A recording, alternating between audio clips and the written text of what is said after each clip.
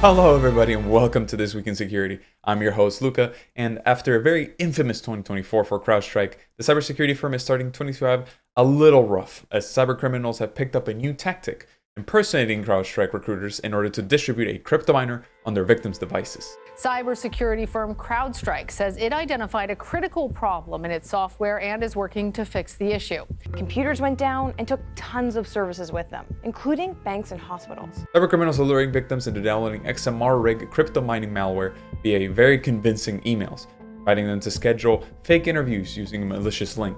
The link says that it will take them, the recipient, to a site so that they can schedule their interview, but in reality takes them to a victim to a malicious website containing downloads for a purported CRM application.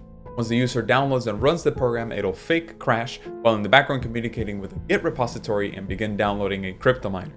The miner was set to run in the background, consuming minimal power at around 10% to avoid detection. A bash script is also added in the startup directory for persistence between reboots, while a logon auto start key is also written in the registry, meaning that every time you turn off your computer and turn it back on, it'll always automatically run the miner. Chance Caldwell, Senior Director of the Phishing Defense Center at Coffins, said that while interview and job-related phishing emails are not uncommon, it's a very targeted campaign that goes beyond the vast majority of malicious campaigns we see with this theme. Crowdstrike, which identified the campaign about 2 weeks ago, is warning job seekers to be vigilant, as this is not the only scam involving fake employment offers that are circulating out on the internet.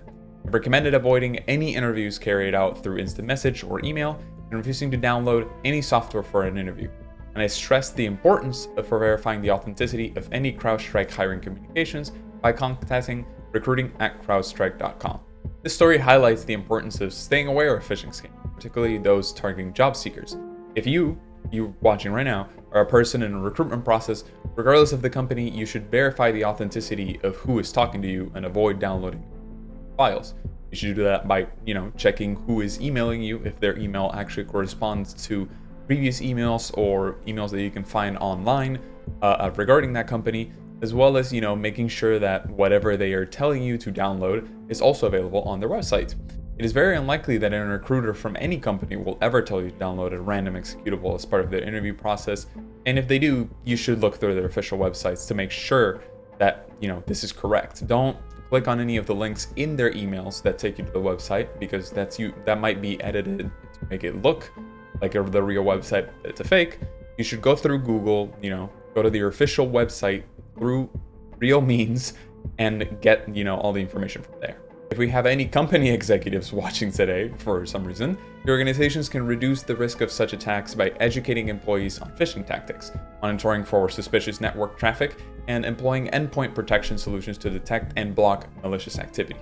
So, what could be the potential damages done to you if something like this happens? Well, in some cases, prolonged use of crypto miners can also lead to hardware damage due to the increased strain on your components. Additionally, these miners often run in the background without your knowledge, like I mentioned earlier, making it harder to detect the issue until the damage is already done.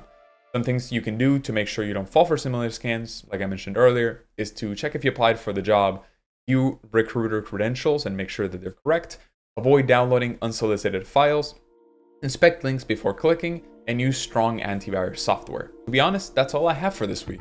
A relatively chill week for security news, all things considered, especially because there's been a lot more, present news in the news lately. But next week, it's actually very important. We're going to be interviewing Jim Skidmore, a VP at Integro, to get some industry perspective about the TikTok ban, unban, and Xiao Hongshu or Red Notes, and consequences that can come from all of this and more. Thank you for watching.